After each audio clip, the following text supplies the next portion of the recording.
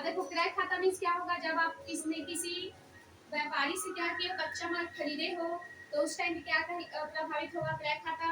अगर आप उस पे प्रोसेस करके, उस कच्चे माल पे प्रोसेस करके आप क्या किए हो, उसको बेचे हो, तो कौन सा खाता आएगा आपका, विक्रय खाता।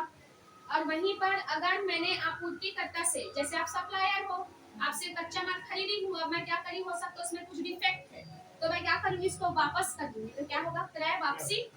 और वहीं पर अगर मैंने किसी ग्राहक को बेचा है माल और उसने क्या किया, मुझे वापस कर दिया, तो ये क्या होगा, विक्रय वापसी होगा। समझ में आ रहा है इधर ऑनलाइन वाले को?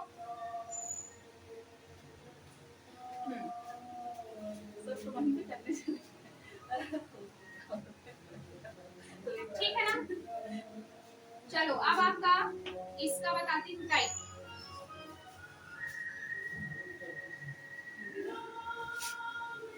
देखो अमूर्त मीन्स क्या होता है, अमूर्त मीन्स क्या होगा, ऐसे संपत्ति जिसको आप देख सकते हो, छू सकते हो। ठीक है, इसका मतलब क्या होगा कि जिसको आप देख सकते हो, छू सकते हो। तो क्या चीज देख सकते हो, छू सकते हो आप, भवन, भवन खाता को देख सकते हो, छू सकते हो कि नहीं। और आपका क्या हो गया, मशीनरी, मशीनरी को भी देख सकते हो, छू सकते हो। और क्या चीज आएगा आपका, उपस्कर, उपस्कर मीन्स क्या है, फर्नीचर, तो फर्नीचर को भी आप देख सकते हो, छू सकते हो। ठीक है ना। फिर आपका रोकड़ खाता, ठीक है, तो रोकड़ खाता मीन्स क्या हो जाएगा, यहाँ पर आपको रोकड़ को भी तो देख सकते, छू सकते हो ना। तो आपके ऐसी संपत्तियां, ऐसे संपत्ति के खाते जिसको आप देख सकते हो और छू सकते हो। तो इसमें टाइप लिखवा देती हूँ आप लोग को, आप लोग टेंशन मत लो, ग्रुप में मैं भेज दूंगी, इसका फॉर्मेट बना है बुक में। ठीक है, जैसे इसका छूट गया तो आप क्या क्या लिखोगे इसमें, भूमि, भूमि खाता, भवन खाता, उपस्कर, उपस्कर मीन्स क्या होता है, फर्नीचर। ठीक है, फिर आपका रोकड़, इसको रोकड़ को अच्छे से लिख लिया होगा है कि ये थोड़ा सा कंफ्यूजिंग लगेगा कि रोकड़ किस में आता है, क्योंकि बार बार यूज होता है ना हम लोग का ऐसा। और क्या चीज बचा, और बाकी जिसको आप छू सकते हो, देख सकते हो, तो क्या चीज इसमें आ जाएगा, रहतिया। ये इंपॉर्टेंट है दोनों। ठीक है, रहतिया मीन्स क्या होता है, स्टॉक, स्टॉक है ना, तो इसे आपका स्कंद भी बोलते हैं इसको। तो ऐसे माल जिसको आप बनाए हो और एक निश्चित समय तिथि पर उसका क्या नहीं हुआ, बिक नहीं पाया हो। ठीक है, जैसे मान लो 1 साल का हम लोग टारगेट रखते हैं, जैसे कोई सामान का कि 1 साल के अंदर इतना को बेचेंगे, अगर वो नहीं बिक पाया तो क्या हो जाएगा आपका अनबिका माल, जिसको क्या बोलते हैं, रहतिया, स्टॉक या स्कंद बोलते हैं। ठीक है, तो ये रोकड़ और स्टॉक ये इंपॉर्टेंट है कि किसमें आता है, इसको ध्यान रखना, बाकी तो आप सब जान रहे सबको। ठीक, चलो अगला है क्या चीज, अमूर्त। अमूर्त मीन्स में इसमें क्या क्या आएगा, देखो आप, चलो देखो इसको, अमूर्त क्या होता है, अमूर्त मीन्स इनटेंजिबल। इनटेंजिबल मीन्स क्या होगा, ऐसी संपत्तियां जिसको आप देख भी नहीं सकते और छू भी नहीं सकते, लेकिन उसका अस्तित्व होता है। क्या चीज, ख्याति, इसको तो सब जानते हो है ना, ख्याति, गुडविल, फिर आपका पेटेंट, और आपका क्या होगा, ख्याति, पेटेंट और कॉपीराइट, कॉपीराइट, कॉपीराइट और आपका ट्रेड मार्क। ये सब का क्या होता है, एक वैल्यू होता है, दिखता नहीं है, वो एसेट्स है, लेकिन ये सब क्या होता है, इसका भी एक एसेट्स के रूप में आप लेते हो। ठीक है, ख्याति जो आप किसी के प्रसिद्धि का क्या करते हो, पैसा पे करते हो। फिर उसका पेटेंट है, आप किसी निश्चित समय के लिए उसका आप क्या ले रही हो, ठेका ले लिया कि मैं इतने दिन तक मैं इसका बस मैं, जैसे मान लो इसका जो पेटेंट मीन्स क्या होगा कि जैसे आपने कुछ नया आविष्कार किया, उस पे क्या करना चाहते हो आप, उसमें सिर्फ मेरा बस क्या है, उसमें अधिकार है, तो पेटेंट करने वाली। वैसे कॉपीराइट भी होता है आपका, कॉपीराइट मीन्स क्या होगा, यहाँ पर आप उसको जैसे, हाँ, उसको कोई दूसरा उसका कॉपी ना कर सके, इसलिए क्या कहलाता है आपका कॉपीराइट। फिर अगला हाँ, सॉन्ग, फिल्म वगैरह का हो गया, कोई बुक पब्लिश किए रहते हैं उसका भी करवाते हैं। ठीक है, ताकि हमारे उसका कोई दूसरा कॉपी ना कर सके। और ये जो पेटेंट होता है ना, पेटेंट क्या होता है, जो आपके माइंड से जो उत्पन्न हुआ रहता है नया चीज, जो अभी तक इस दुनिया में जिसका एग्जिस्ट ही नहीं होता वो दुनिया में। ठीक है, अगर ऐसा चीज आपने बनाया है तो उसको क्या करोगे, आप पेटेंट करवा लोगे कि ऐसा कोई दूसरा नहीं बना सकता। ठीक है, अब ट्रेडमार्क क्या हो गया, जैसे कोई व्यापारिक चिन्ह, वो भी क्या होता है आपका, उसको भी उसके अमूर्त संपत्ति के रूप में लिया जाता है। ठीक है, जैसे क्या चीज का ट्रेडमार्क, जैसे डाबर का ऐसे वाला रहता है ना, ऐसे से पेड़ का बहुत ऐसे पेड़ का निशान बना रहता है डाबर की में, तो ये सब क्या है, अगर ये किसी प्रोडक्ट में लिखा गया तो आप क्या जान जाओगे वो डाबर कंपनी का है। तो आप जैसे मान लो मैं कोई ऐसी क्षेत्रीय कोई व्यापारी हूँ और उस प्रोडक्ट को बना के वैसे लिख दूंगी कि डाबर का उसमें निशान को यूज करके उसका ट्रेडमार्क को, तो क्या हो जाएगा, मेरे पर पेनाल्टी ठोक देगा। ठीक है, कि हमारे जो व्यापार चिन्ह का यूज कैसे कर लिया। ठीक, चलो तो ये समझ में आया आप लोग को। हाँ हाँ, लोगो होता है कोई, हाँ जो भी जितने भी सब आप जो भी प्रोडक्ट आप देखते हो ना, तो सब में क्या रहता है, व्यापार का कुछ ना कुछ चिन्ह बने रहते हैं ना, व्यापारिक चिन्ह, ट्रेडमार्क। इसको ट्रेडमार्क मतलब व्यापारिक चिन्ह ही होता है। देखो कॉपीराइट मींस क्या होता है कि जैसे आपने कुछ जैसे सॉन्ग वगैरह या फिर आप देखे ना सॉन्ग में या फिर कुछ आप लिखे हो, कुछ मूवी वगैरह लिखे हो ऐसे, तो उसमें अगर आप मान लो उस काम को किए ना तो उसको कोई आपके जैसा कॉपी ना कर पाए, वो क्या कहलाता है आपका कॉपीराइट, मतलब उसको किसी को और को कॉपी करने का अधिकार नहीं है। ठीक, ब्रांड किसमें आता है? इसी में आएगा, ट्रेडमार्क में आएगा ना, ब्रांड इसी ट्रेडमार्क में, तो ब्रांड वगैरह सब इसी में आता है ना, इसके सब टाइप से दोनों में अंतर है बहुत। हाँ अंतर होता है उसमें। हाँ। देखो ट्रेडमार्क मींस क्या होगा, सिर्फ वो व्यापारिक चिन्ह है, लेकिन ब्रांड मींस क्या होता है, ब्रांड के अंदर अलग अलग प्रोडक्ट आते हैं। ठीक है, तो वो इसी में आएगा। चलो नोट डाउन कर लीजिए इसको।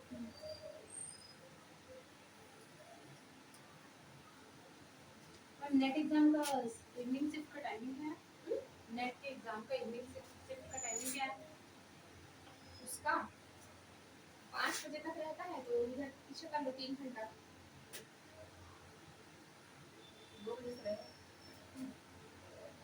चलो अब सबका फेवरेट कौन सा खाता आया, नाम मात्र का खाता।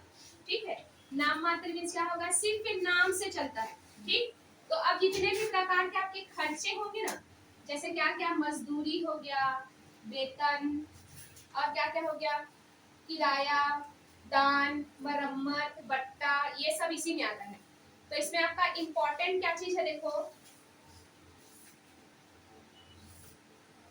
आप किराया, ब्याज, बिक्री कर, इनकम टैक्स, आयकर, आयकर इस पे लिखना।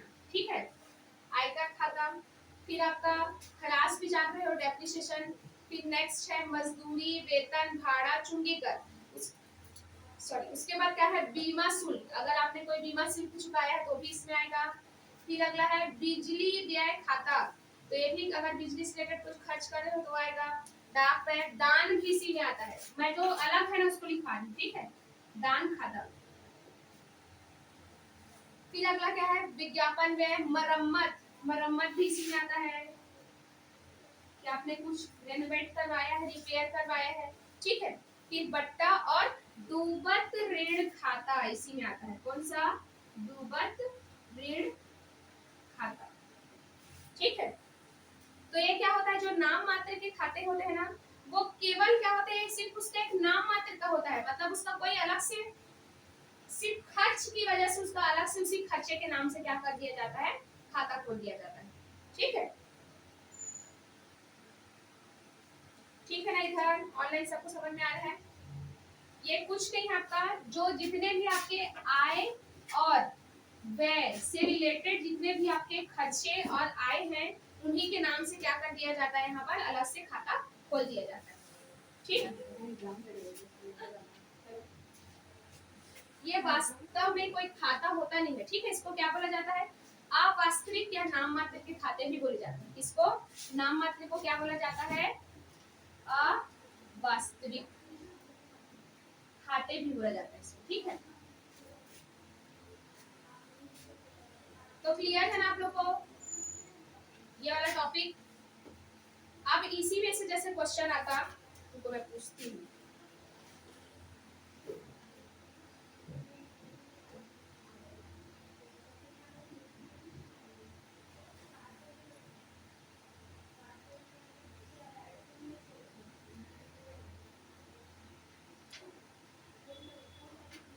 क्वेश्चन में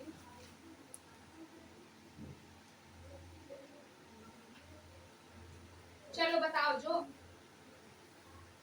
वेतन सॉरी अदत्त वेतन कौन से खाते में आते, मतलब किसके अंतर्गत आते हैं, व्यक्तिगत खाते, वास्तविक लिखा है या अवास्तविक या फिर प्रतिनिधित्व खाते। मैं भी प्रतिनिधित्व भी तो बोली, तो प्रतिनिधित्व में आएगा। ठीक है, तो किसमें आ जाएगा? प्रतिनिधित्व में। क्यों? क्योंकि हम किसी दूसरे व्यक्ति को क्या कर रहा है? रिप्रेजेंट कर रहा है। ठीक है, व्यक्तिगत के अंदर जाएगा। हाँ, अगर मान लो इस तीनों में पूछा जाता ना कि व्यक्तिगत, वास्तविक और आपके नाम मात्र में, तब किसमें आता है? व्यक्तिगत में। लेकिन अगर ऑप्शन में प्रतिनिधित्व व्यक्तिगत के अलावा प्रतिनिधित्व भी दे दिया है तो आप प्रतिनिधित्व को ही बनाओगे। ठीक है,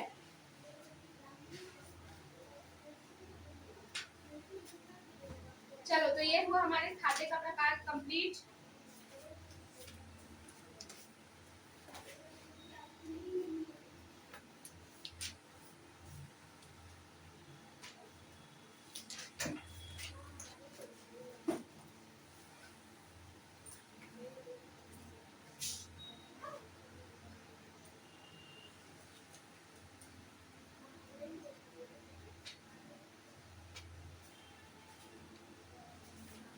एक टॉपिक और बोली थी ना, पढ़ के आना करके,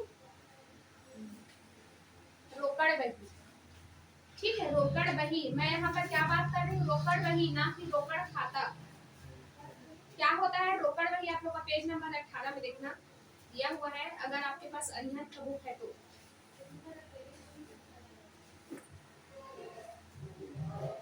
आपका रोकड़ खाता और रोकड़ बही अलग होता है ना, सिर्फ वो कैश बुक होता है। अब रोकड़ खाता और कैश बुक में डिफरेंस क्या है? कि इसमें क्या करोगे? अगर आपने क्या किया है, नगद किसी भी चीज का भुगतान किया है या फिर आपको नगद प्राप्त हुआ है, तो आप क्या बनाओगे? यहाँ पर रोकड़ बही बनाओगे। और जो व्यापारी रोकड़ बही बनाता है उसको अलग से रोकड़ खाता बनाने की आवश्यकता नहीं है। ठीक है, कि इसमें देखो क्या बोला है रोकड़ बही में, कि इसमें केवल नगद और बैंक का ही क्या किया जाता है? क्रमवार और तिथिवार, मतलब सीक्वेंशियली, और आपका किसका? डेट टू डेट आपको क्या किया जाता है? उसमें एंट्री किया जाता है। किसमें? रोकड़ बही में। ठीक है,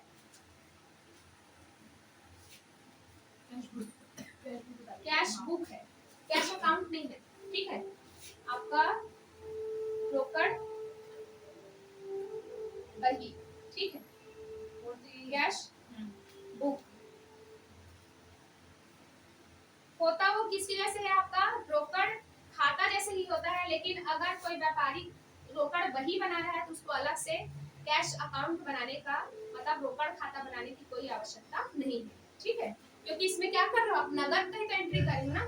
तो आप लोग याद करना, इसमें क्या पढ़े होगे?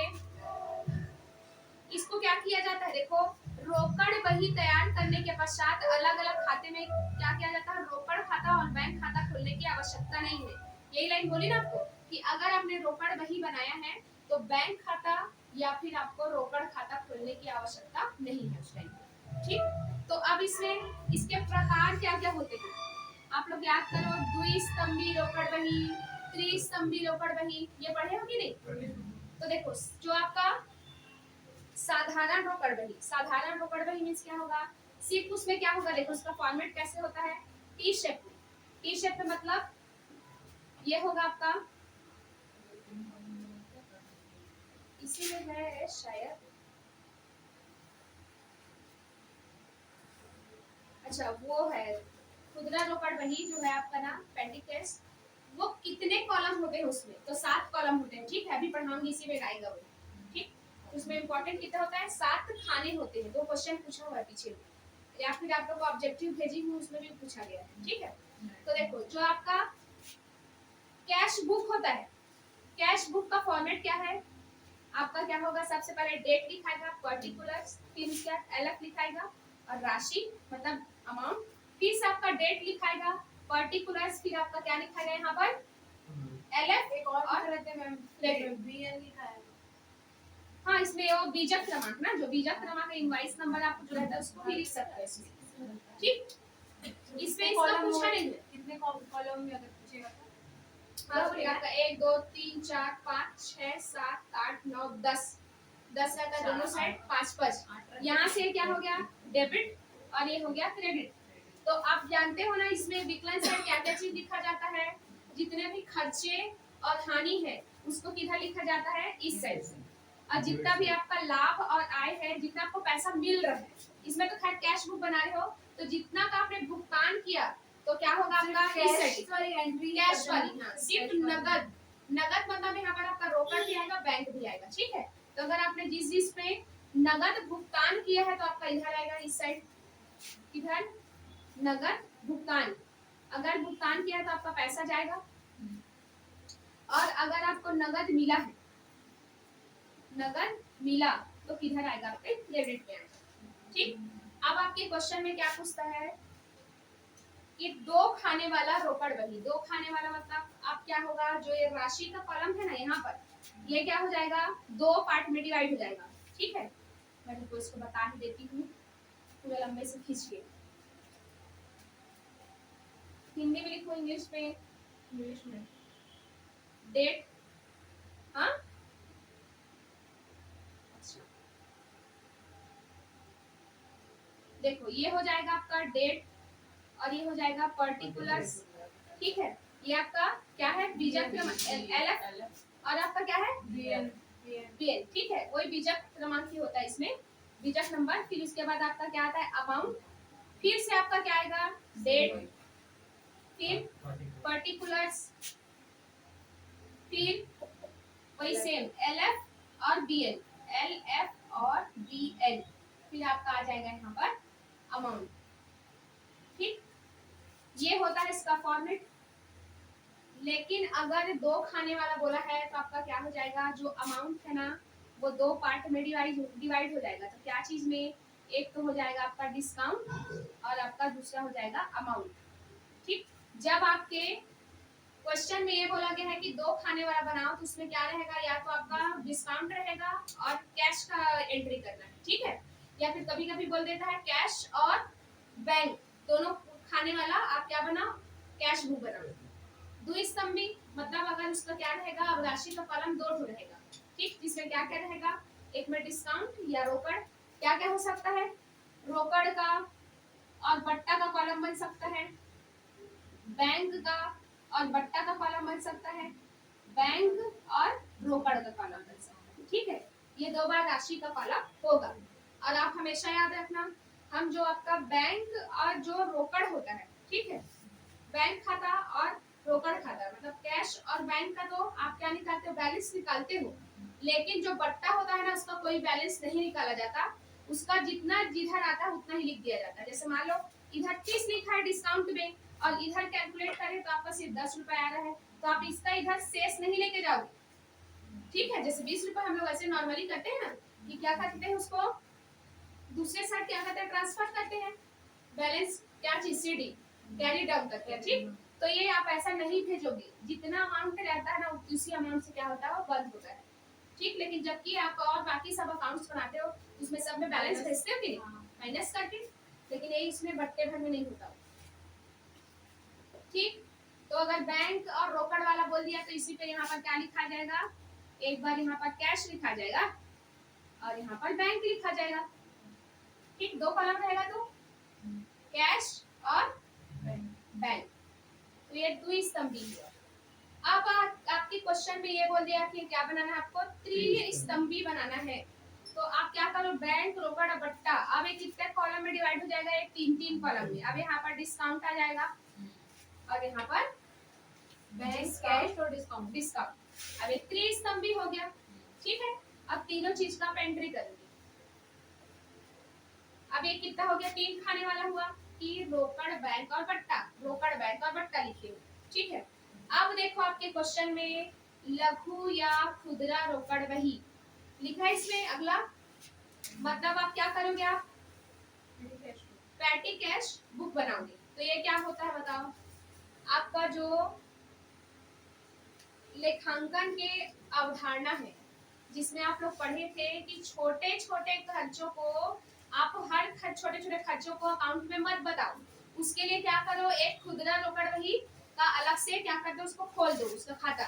तो इससे क्या रहता है, देखो इसमें कि जो व्यापारी होता है वो जान रहा है कि मुझे हर हफ्ते या हर महीने इतना छोटा छोटा खर्चा लगता है, ठीक है। तो उसके लिए क्या करेगा, वो 2000 या 3000 रुपए अलग से पैसा निकाल के रख देगा कि इसी में सबको क्या करना है, यूज करना है। जैसे मान लो आपको चाय का खर्चा, स्टेशनरी का खर्चा, फोटो कॉपी कराने का खर्चा हो गया, हर रोज इधर आने जाने का जो भाड़ा लग रहा है वो, तो आप हर चीज के लिए अगर मान लो खाता खोलते जाओगे, मतलब डेबिट क्रेडिट करते जाओगे, तो कितना लंबा बनेगा आपका खाता। तो उसकी जगह हम क्या करो, आप उसके लिए एक अलग से अमाउंट क्या कर दो, पहले से ही 2000 निकाल दो।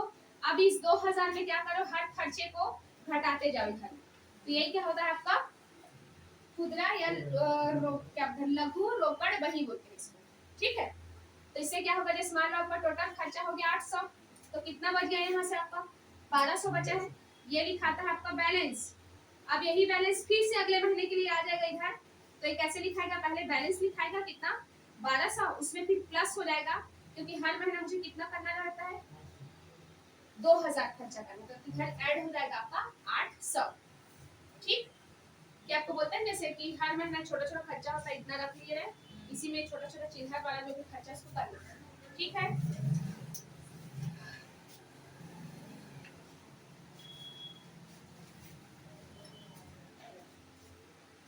अब देखो इसी में लिखा है कि जो साधारण लघु रोकड़ वही होता है, उसमें कितने खाने होते हैं, 7 खाने होते हैं, ठीक है।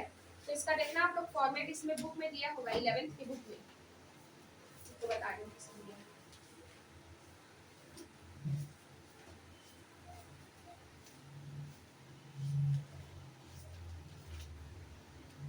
सहायक में दिया होगा 1 2 3 4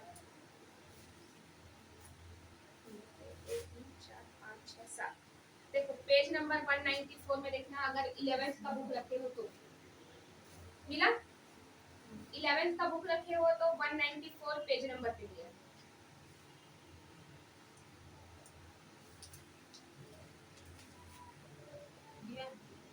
है ना। देखो गिन के देखो 1 2 3 4 5 6 7, 7 कॉलम है ना, इसीलिए बोला इसको 7 खाने वाला क्या बोला जाता है, लघु रोकड़ को बोला जाता है, ठीक है।